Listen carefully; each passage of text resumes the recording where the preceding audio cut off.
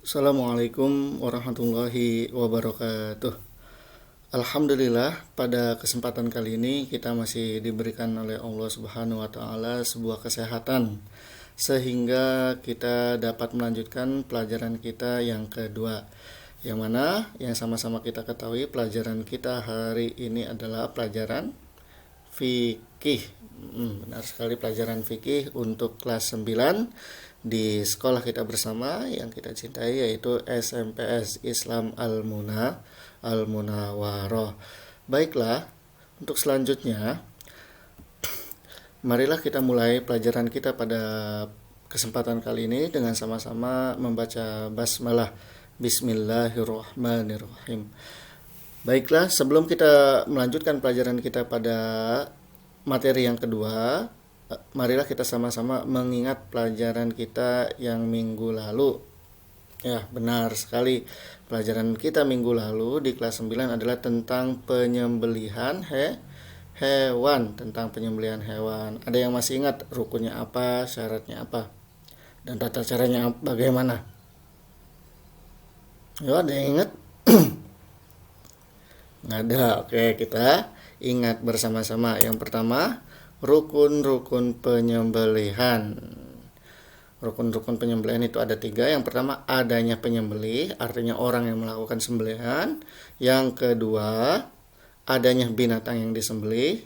Dan yang ketiga adalah adanya alat yang digunakan untuk menyembelih.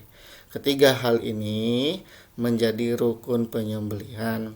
Adanya hewan, kalau nggak ada yang nyembelih, nggak jadi disembelih hewannya. Atau ada penyembelih, nggak ada hewannya, nggak jadi hewannya disembelih karena nggak ada. Atau ada penyembelih, ada hewannya, tapi nggak ada alat untuk nyembelihnya. Nah, caranya gimana? Tentu penyembelihan itu ada tata caranya, salah satunya menggunakan benda yang tajam, pisau, golok biasanya, dan itu harus tajam. Yang nggak boleh itu tulang sama gigi untuk menyembelih hewan. Selain itu, ada syarat penyembelih binatang. Nah, orang yang menyembelih binatang itu ada syaratnya juga. Yang pertama, orang yang menyembelih binatang itu harus beragama Islam. Yang kedua, dilakukan dengan niat yang disengaja. Artinya niat saya mau nyembelih. Terus alat yang digunakan juga harus tajam. Kalau nggak tajam, takutnya akan menyakiti si hewan tersebut.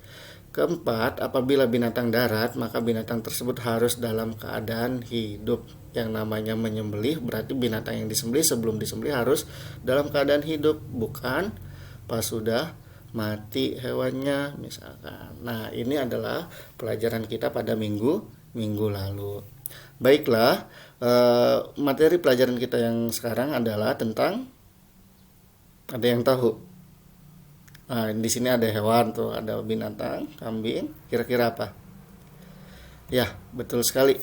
Pelajaran kita yang kedua yaitu tentang kurban. Alhamdulillah kita juga diberikan kesempatan oleh Allah untuk mempelajari kurban tepat sebelum Idul Adha, sehingga mudah-mudahan apa yang kita pelajari pada kesempatan kali ini membawa kebaikan dan keberkahan untuk kita semuanya. Amin ya rabbal alamin.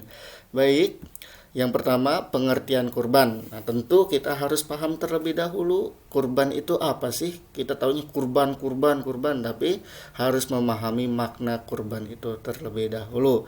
Yang kita tahu, kurban menurut bahasa berarti dekat, qoroba, dekat atau mendekatkan diri. Menurut istilah yaitu beribadah kepada Allah Subhanahu wa ta'ala dengan cara menyembelih hewan tertentu pada hari raya Idul Adha dan hari tasyrik, yaitu tanggal 11, 12, dan 13 Zulhijjah dengan ketentuan syara, artinya menyembelihnya dengan ketentuan-ketentuan yang sudah kita pelajari pada pertemuan yang sebelumnya. Nah, di sini disebutkan qoribun. Ada yang tahu makna qorib? Nah, qorib adalah dekat. Nah, dari sini juga kurban ba. Nah, di sini huruf kof, ro sama huruf ba. Artinya dalam bahasa kita itu dekat, tapi menurut istilah adalah beribadah kepada Allah dengan cara menyembelih hewan tertentu pada hari raya Idul Adha dan hari tasyrik. Selain itu, Kurban dalam dimensi vertikal artinya langsung ke atas adalah bentuk ibadah untuk mendekatkan diri kita kepada Allah Subhanahu wa taala supaya mendapatkan keridhoannya.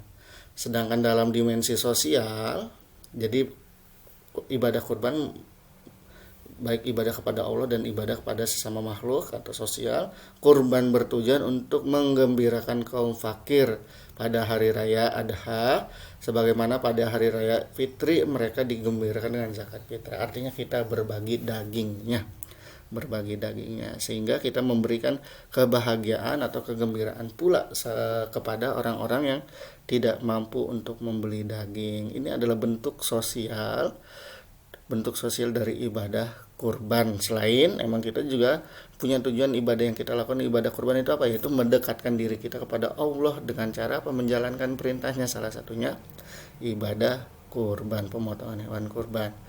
Selanjutnya, berkurban adalah salah satu bentuk pernyataan rasa syukur kita atas nikmat yang telah diberikan Allah Subhanahu wa taala.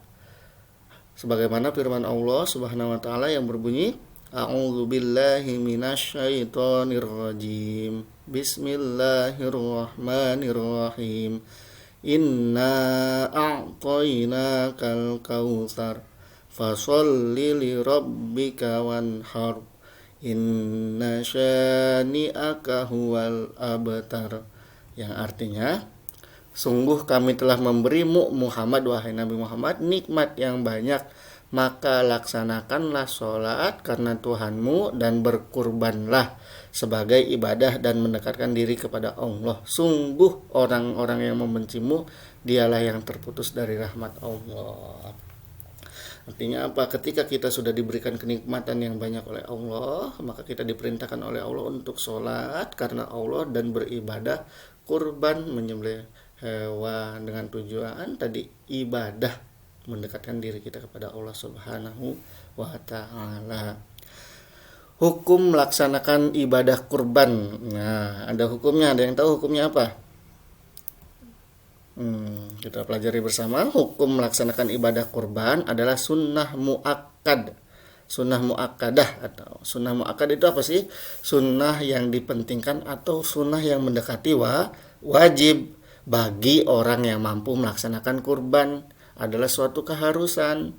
Jadi kalau orang yang diberikan kelapangan rezeki, orang yang punya duit itu, maka hukumnya sunnah muakkad mendekati wajib, dia harus berkurban. Adapun bagi yang tidak mampu, maka ya dibolehkan tidak melaksanakan ibadah kurban tersebut. Artinya bagi yang mampu, maka itu suatu keharusan. Jadi mudah-mudahan kita diberikan kesempatan oleh Allah untuk beribadah kurban juga. Amin ya rabbal alamin. Qala Ibnu Shalah, bahkan Ibnu Shalah pernah berkata, umirtu bin nahri wa huwa sunnatun lakum. Ini hadis riwayat Tirmidzi. Disebutkan di sini artinya Ibnu Shalah berkata, saya Nabi Muhammad SAW umirtu diperintahkan bin nahri untuk menyembelih kurban, dan kurban itu wa huwa sunnatun lakum, dan kurban itu bagi kalian itu hukumnya sunnah, enggak wajib. Bagi yang mampu ayo berkurban bagi yang mampu. Oke, selanjutnya, setiap manusia diberikan kelapangan rezeki oleh Allah Subhanahu wa taala berbeda-beda. Tentu kita ketahui bersama, ada yang mampu, ada yang kurang mampu juga. Bagi yang mampu maka hendaklah dia melaksanakan ibadah kurban. Jika ia mampu tetapi tidak melaksanakan kurban, maka dilarang untuk mendekati tempat sholat kaum muslimin. Sebagaimana firman atau sabda Nabi Muhammad SAW, saya bacakan. Wabihi ilaihi qala an Abi Hurairah radhiyallahu taala anhu qala Rasulullah sallallahu alaihi wasallam, man wajada sa'atan falam yudhi fala yaqrabanna musallana. Katanya. Artinya diriwayatkan dari Abu Hurairah radhiyallahu taala anhu, Rasulullah sallallahu alaihi wasallam bersabda, Barang siapa yang mempunyai kemampuan, artinya punya kelapangan rezeki, tetapi ia tidak berkurban, maka janganlah ia mendekati atau menghampiri tempat sholat kami. Di sini kita pelajari bahwasanya yang mampu, man wajada sa'atan, yang punya kelapangan rizki, yang punya rizki banyak, ayo berkorban, ayo berkorban. Nah, seperti itu. Waktu pelaksanaan kurban. Nah, kapan waktu pelaksanakannya? Apa boleh kita potong hewan kurbannya tanggal 9 Zulhijjah, atau kita potong kurbannya malam takbir? Boleh nggak pas malam takbirnya? Nah, kita akan pelajari bersama-sama kapan sih waktu pemotongan hewan kurban tersebut. Pelaksanaan ibadah kurban tidak dapat dilakukan kapan saja seperti ibadah lainnya. Artinya, ibadah kurban, memotong hewan kurban itu ada waktu yang telah ditentukan. Kapan waktunya? Waktunya dimulai setelah sholat hari raya Idul Adha dan khutbahnya sampai selesai, sampai terbenamnya matahari pada tanggal 13 Zulhijjah. Jadi tanggal 10 setelah sholat Id dan khutbah boleh melaksanakan pemotongan hewan kurban. Tanggal 11, 12, 13 Zulhijjah sampai tanggal 13 Zulhijjah itu waktu yang telah ditentukan untuk pemotongan hewan kurban. Pak, gimana kalau motong hewan kurbannya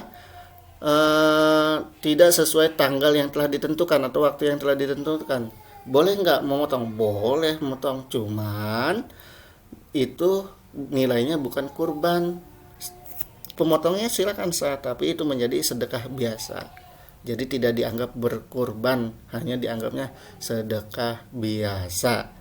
Nah, selanjutnya melaksanakan ibadah kurban, menyembelih hewan kurban pada malam hari boleh dilakukan dan sah pada waktu yang telah ditentukan. Jadi misalkan kita memotong hewan kurbannya malam setelah malam 11 Zulhijjah misalkan, boleh nggak? Boleh dilakukan.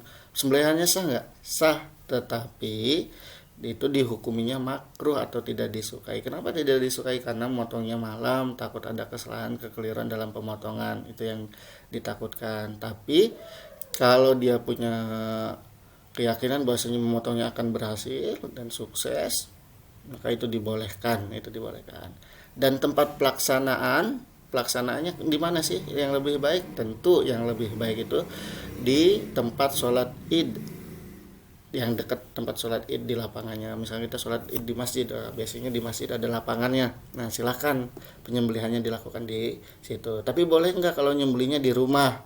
Boleh saja. Tapi yang lebih afdalnya mana? Yaitu dekat dengan tempat ibadah kita melaksanakan sholat Idul Adha. Oke, alhamdulillahirobbilalamin. Materi pelajaran kita tentang kurban telah selesai. Mudah-mudahan apa yang kita pelajari dapat memberikan pengetahuan baru pada kita dan kita dapat memanfaatkannya untuk kebaikan kita bersama. Amin ya robbal alamin. Untuk tugas, cukup kalian mencatat apa yang ada di tayangan ini, dan insya Allah minggu depan kita akan coba melakukan ulangan insya Allah. Tapi kalau tidak sempat, nanti kita akan perbaiki bersama. Oke, syukran. Mungkin ini saja, kurang lebihnya mohon maaf. Wassalamualaikum warahmatullahi wabarakatuh.